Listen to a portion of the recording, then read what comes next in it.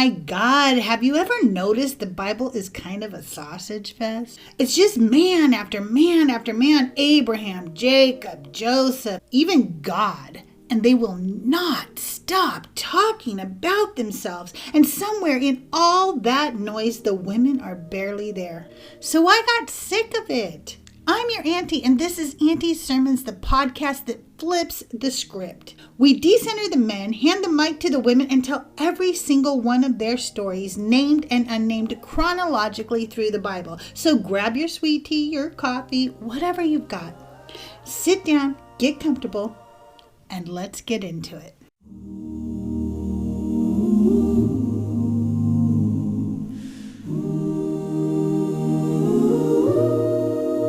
Anti-Sermons, Episode 10, The Salt of the Earth, Lot's Wife. What if Lot's wife was never the warning? What if she was never weak, never faithless, never just some woman who disobeyed God for no reason? What if she was simply human? Today, we're talking about the unnamed woman history flattened into a cautionary tale. A wife, a mother, a neighbor. A woman fleeing violence who did what so many of us would do. She looked back. And for that, she became one of the most debated women in Scripture. This is Anti-Sermons. And today, we are reclaiming Lot's wife.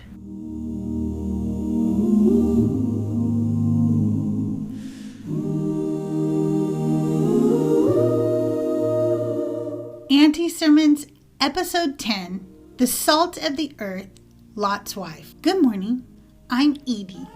Sometimes people call me Edith, sometimes Edis. In some stories, I'm Ado. But most people never bother with my name. I am a wife, I am a mother, I run a household. My husband belongs to a powerful clan, a family that moves across the land with wealth and animals and servants. The men in this family command large households. They travel with herds and flocks numbering in the thousands. Servants move with them. Workers move with them. Children move with them. Where they settle, entire encampments rise with tents, animals, cooking fires, and people. The men in this family speak with kings. They sit in negotiations. They sometimes go to war. Their names carry weight when they arrive in a new place. My husband is a part of that world, but my world looks different. My world begins before the sun rises. There's grain to grind, water to carry, bread to bake, animals to feed, clothing to mend, servants to direct, children to raise. My daughters need guidance in a world that moves quickly and often harshly. My husband spends time with men who say they hear the voice of God. Men visit, strangers pass through, news travels with travelers. And I keep the house steady while the world of men moves around us. We live in a city, a place where people wake early and sweep their doorways, a place where women bake breads before dawn. Children run through the streets. Merchants argue in the markets. Neighbors borrow tools. Women gather at the well and share news. My friend lives a few houses down. Her baby has just started walking. The old baker near the gate gives the children pieces of bread when he thinks no one is looking. A young woman across the street married last spring. This is my life. A house, neighbors, work, children. Ordinary days that pass one after another. And today everything is different. We are running. There is no time to gather anything, no time to say goodbye, just run. The air behind us roars. Something is falling from the sky. At first I think it is dust, but it strikes my hair, my neck, my shoulders. Salt? Soot? Ash. The ground trembles. Behind us I hear stone breaking, walls collapsing, buildings crashing down into the streets. Fire is falling from the sky. And beneath it all I hear people screaming, crying, calling out. The sounds of humans dying. My mind goes to the people I know. My friend, her baby, the baker near the gate, the young woman who got married last spring. The servants who worked in our household. Are they running? Are they trapped? Is anyone helping them? The sounds grow louder. The heat grows stronger. Debris strikes my legs as we run. Everything behind us is breaking apart. Everything I know, everything I love. And when I hear another crash behind me, another roar, another wave of screaming, I turn around. Genesis 19:15. When the morning arose, then the angels hurried Lot, saying, "Get up, take your wife and your 2 daughters who are here, lest you be consumed in the iniquity of the city." That is the first moment she appears in the Bible. Another woman without a name, another woman without a voice, without a story of her own. She enters the text as your wife, a woman who already has a life, a house, neighbors, children, work, a whole world that exists. But the story does not pause to introduce her.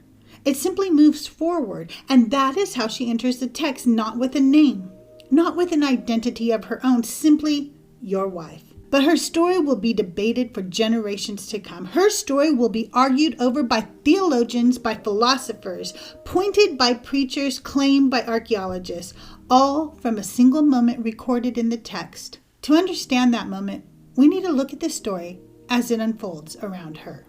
Synopsis of her story with verses. Genesis 19 tells the story of a family being warned to flee before the destruction of the city where they live. The narrative begins early in the morning when the angels urge the household to leave. Genesis 19:15. When the morning arose, then the angels hurried Lot, saying, "Get up, take your wife and your 2 daughters who are here, lest you be consumed in the iniquity of the city." The warning is urgent. Destruction is coming, and the family is told to leave immediately. But the text tells us that the man of the household hesitated. Genesis 19:16. But he lingered. And the man took hold of his hand, and the hand of his wife, and the hand of his 2 daughters, the Lord being merciful to him. And they brought him out and set him outside of the city. The angels physically take hold of their hands and lead them out of the city. Once outside, the instructions are made clear. Genesis 19:17. It came to pass when they had brought them out that he said, "Escape for your life. Don't look behind you, neither stay anywhere in the plain. Escape to the mountain, lest you be consumed." The family is told to run. Do not stop. Do not stay. Do not look behind you. Then the destruction begins. Genesis 19:24 through 25. Then the Lord rained on Sodom and on Gomorrah sulfur and fire from the Lord out of the sky. He overthrew those cities, all the plain, all the inhabitants of the cities, and that which grew on the ground. Fire and sulfur fall from the sky. The cities are overthrown. The land is destroyed. The people are destroyed. And in the middle of the destruction comes the moment that will define her story. Genesis 19:26. But his wife looked back from behind him, and she became a pillar of salt. After that sentence, the narrative moves on. Her life, her thoughts, and her story are not described again in Genesis. The only other time the Bible speaks about her directly comes much later. Luke 17:32. Remember Lot's wife. Rabbinic teachings. The Hebrew Bible gives us almost nothing about this woman. No name, no explanation, no motive. But the rabbis did what Jewish interpreters have always done with difficult texts. They wrestle with it. They filled the silence. They asked questions. Why did she look back? Why salt? Why that punishment? And in the world of Midrash, answers begin to appear. One of the most common rabbinic traditions gives her a name. Some rabbis call her Edith or Edis. The medieval collection, Pirkei de Rabbi Eleazar, records this tradition when it says the wife of Lot was named Edith. Already the rabbis are doing something the biblical text never did. They give her a name. But the rabbis do not stop there. They begin asking about the strange details of the punishment. Why salt? Why not fire? Why not stone? Why salt? In Genesis Rabbah, a rabbinic commentary on Genesis, the rabbis suggest something very specific. They argue that the punishment matches the sin. She sinned with salt, and with salt she was punished. Genesis Rabbah 54. And the rabbis imagine a backstory. They imagine that when Lot welcomed the strangers into his home, his wife did not approve. Hospitality in that city was dangerous. Protecting strangers could bring trouble. So according to the Midrash, she went to her neighbors under the pretense of borrowing salt. But in doing so, she revealed that guests were inside the house. Genesis Rabbah continues the story like this. She went out to her neighbors and said, "Give me some salt, for we have guests." And thus the people of the city learned of them. Genesis Rabbah 54. In this rabbinic imagination, the salt becomes symbolic. She exposes the visitors. She betrays the household, and therefore the punishment mirrors the action. She used salt so she becomes salt. Rabbinic literature also remembers her in another interesting way. The rabbis say that even generations later, people traveling through the region could still see the pillar. And when they saw it, they were supposed to acknowledge the story. The Babylonian Talmud says, "One who sees Lot's wife should recite, 'Blessed is he who remembers the righteous.' And over the place of Sodom and Gomorrah, he says, 'Blessed is he who remembers the wicked.'" Babylonian Talmud, Barakat 54a. In other words, the landscape itself becomes part of the teaching. Travelers pass through the region, they see the pillar, they remember the story, they say a blessing. The rabbis do not ignore the difficulty of the story. Instead, they expand it. They ask what might have happened behind the scene. They ask what might explain the strange detail of salt. They imagine conversations, motives, and actions that the biblical text never recorded. Because for the rabbis, difficult stories were never meant to be ignored. They were meant to be wrestled with. And Lot's wife became one more place where the rabbis entered the struggle of the interpretation.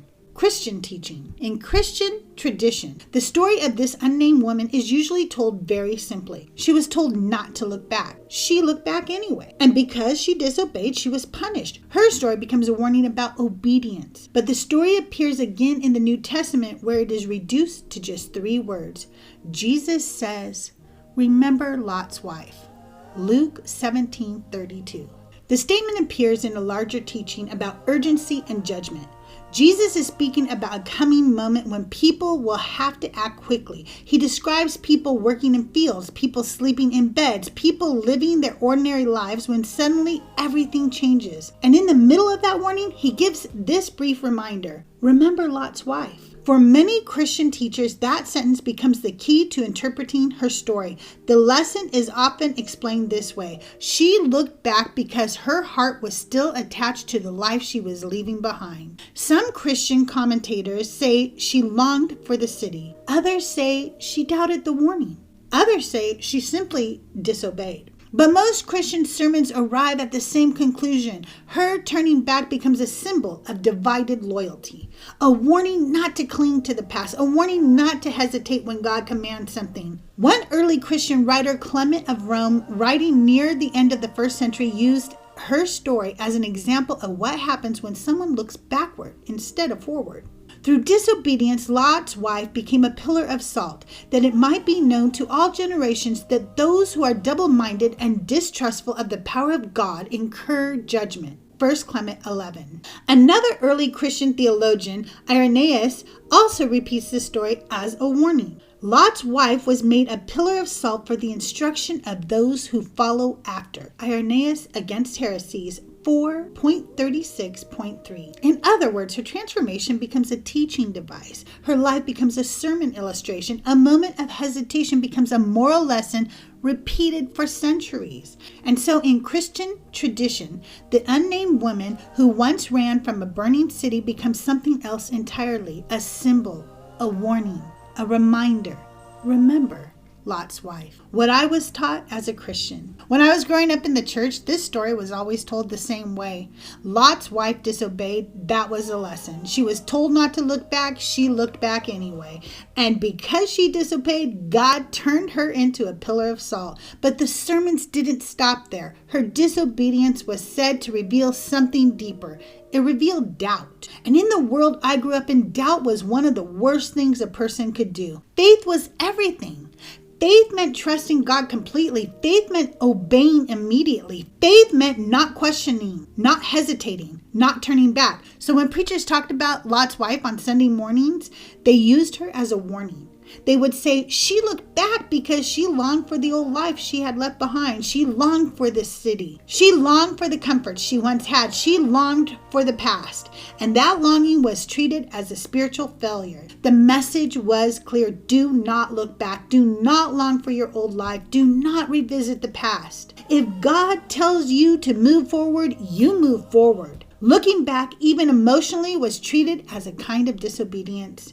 And Lot's wife became the example. But when you read the story again, carefully, something very interesting appears in the text. Genesis 19:16. But he lingered, and the men took hold of his hand, and the hand of his wife, and the hand of his 2 daughters, the Lord being merciful to him. and they brought him out and set him outside of the city. The text says he lingered, he hesitated, he delayed leaving. The angels actually have to grab him by the hand and pull him out of the city. And the text even tells us how to interpret that moment.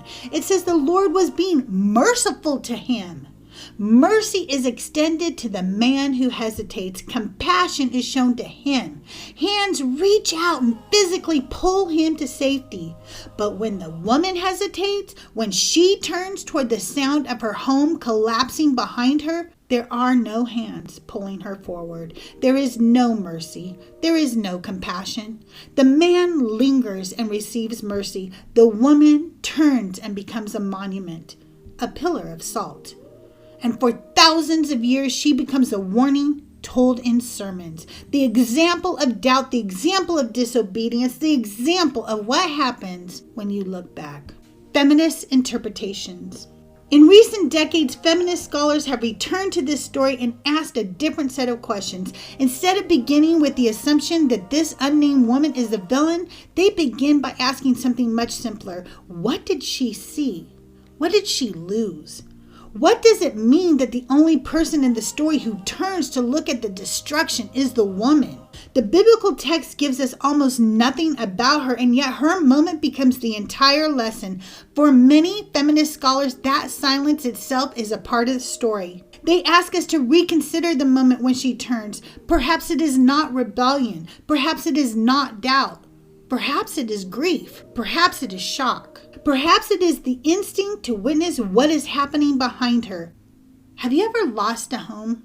I don't mean moved. I don't mean packed boxes and relocated. I mean lost it. Have you ever faced the possibility that everything you own, everything you have worked for, could disappear in a single day? I live in Southern California, and a few years back, fires surrounded our area. They were everywhere. You could see the smoke rolling across the sky. You could smell it in the air, and every hour there was another report of another house being devoured by flames. Neighbors' homes were burning. You couldn't breathe outside. Ash covered everything like snow. And before that moment, I had always thought I knew how I would handle something like that. I had insurance. I would get my family out, make sure my pets were safe, make sure the neighbors were okay. That's what I imagined. But when evacuation actually happens, it doesn't feel organized or calm. It feels chaotic. We were loading animals into the vehicles, cats, dogs, even our bearded dragon. We were grabbing whatever we could carry. We were trying to figure out where we would go. Probably some cheap, flea-infested motel until we knew it was safe to come home. And as we were leaving, a realization hit me. Everything we owned could be gone while we were away. Every photograph, every piece of furniture, every book, every little thing that made our house feel like home, all of it could turn into ashes. And I cried. I cried because I could feel the grief before it even happened. I mourned in advance out of fear. And as we drove away from our house, I did exactly what any human being would do. I looked back. I couldn't help it. It wasn't rebellion, it wasn't doubt, it wasn't disobedience, it was grief, it was shock. It was my mind trying to understand what was happening. It was the instinct to look at the place that held my life and wonder if it would still be there when I came back. Writer and scholar Suzanne Schultz says, Lot's wife turns as an act of resistance. In this reading, the woman does something the other characters refuse to do. She looks, she witnesses, she does not run blindly away from destruction. She turns toward it, and that act transforms her from a symbol of disobedience into something else entirely, a witness. A woman who refuses to look away from violence, a woman who turns toward the destruction of her home and her community instead of pretending it is not happening.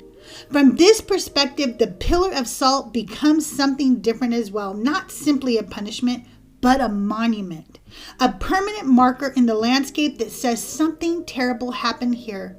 A woman saw it, and the story could never completely erase that moment. Grief, shock, and resistance.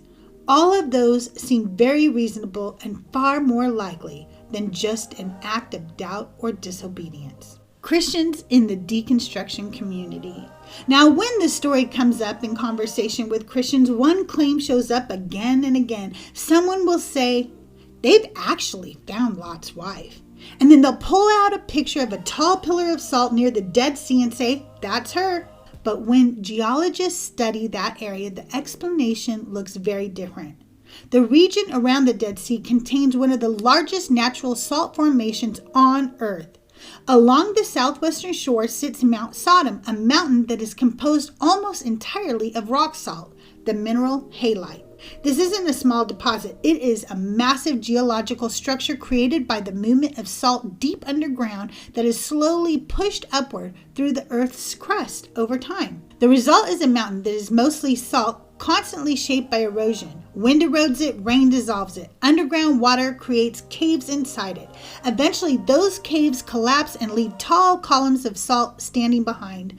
Those columns look exactly like pillars. In fact, scientists have studied one of these pillars directly. Geologist Dr. Amos Frumkin of the Hebrew University of Jerusalem examined how these formations developed. Frumkin describes it in the Geological Society of America Bulletin as the remains of a wall of a karstic salt cave that collapsed.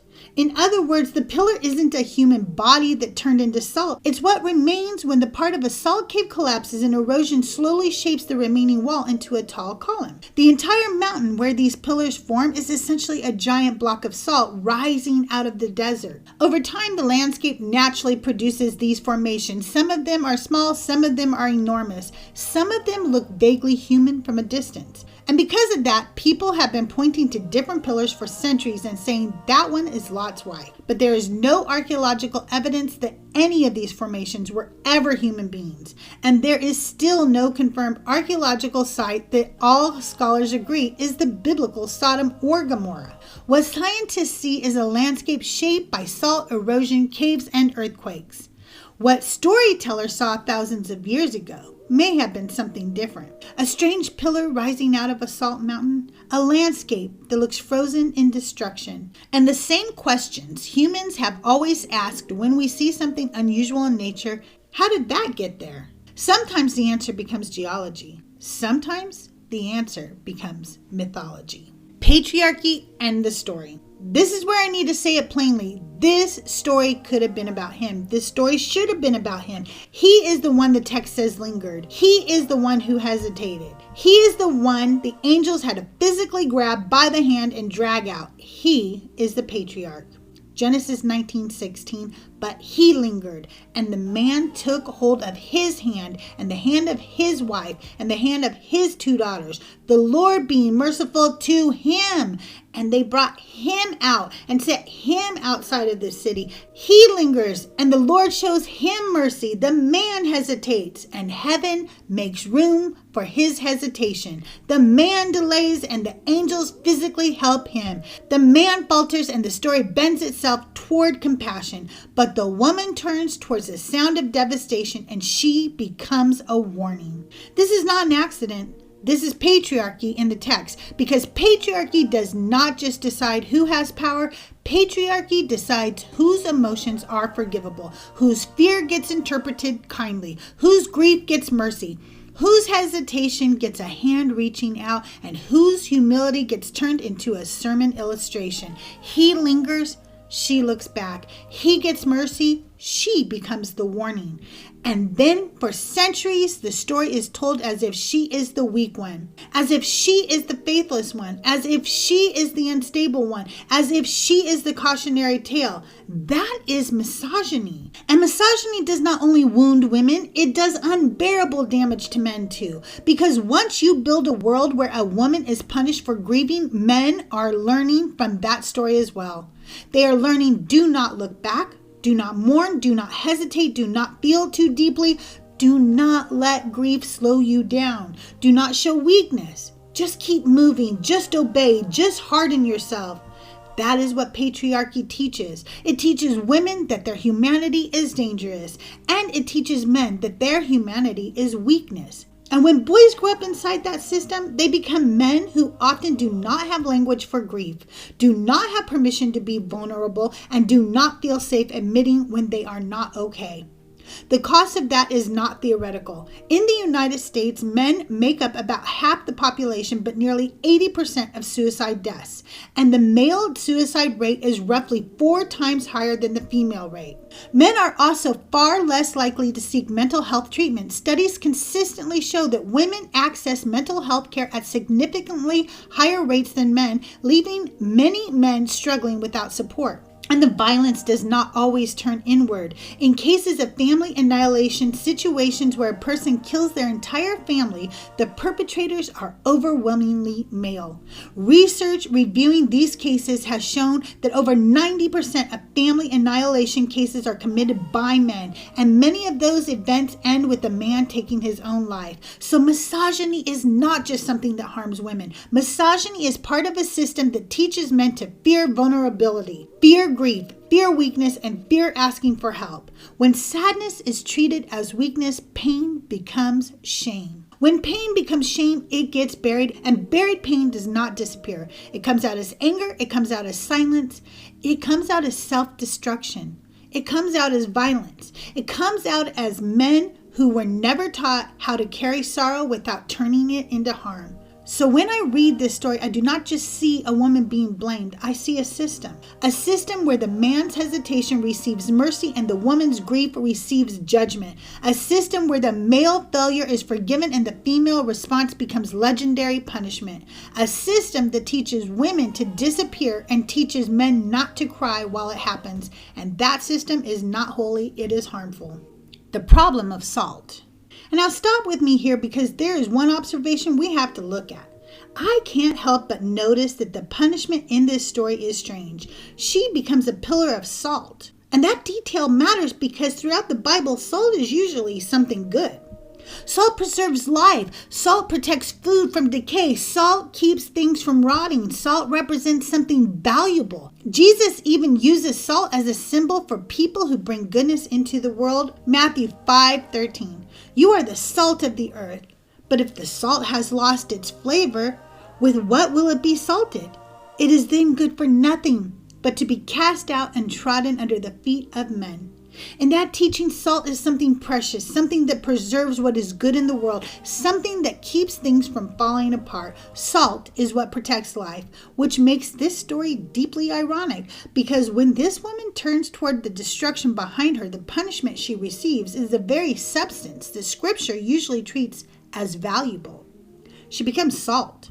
But maybe there's another way to read that moment. Maybe the story meant to shame her. Maybe the story meant to turn her into a warning. But sometimes stories reveal something deeper than the lesson they tried to teach. Because what do we actually see her do? She refuses to look away. Everyone else runs. Everyone else keeps their eyes forward, but she turns. She looks at the violence. She looks at the destruction. She looks at the suffering behind her. She refuses to pretend it is not happening. And maybe that moment is not weakness. Maybe it is courage. Maybe it is grief. Maybe it is compassion. Maybe it is resistance. Maybe it is a woman saying, no, I will not run away from the people I care about while they are being destroyed. I will not pretend this violence is not happening. I will look. And if the story wants to freeze her in that moment, then maybe we can see something different in the symbol. Maybe we can see that the woman who refused to look away from suffering became the very thing Scripture calls valuable, the salt of the earth. A woman who stood in the middle of devastation and chose to witness it. A woman whose humanity would not let her turn away. And if I ever stand in the desert one day and see those salt pillars with my own eyes, that is what I will remember. Not a warning, not a punishment. I will remember a woman who had a home, a woman who had neighbors, a woman who had people she loved, a woman who refused to run without looking back. And in that moment of grief, shock, and resistance, she became the salt of the earth. And that's today's anti-sermon. Thank you so much for listening. If you enjoyed today's episode, please take a moment to like, comment, rate, or review the podcast. It really helps more people find the show. And if you'd like to support the podcast financially, check out my link tree in the show notes. There are several ways you can support the show and the work that I do. You can also find me on TikTok and YouTube. I am Crystal J, Crystaljae.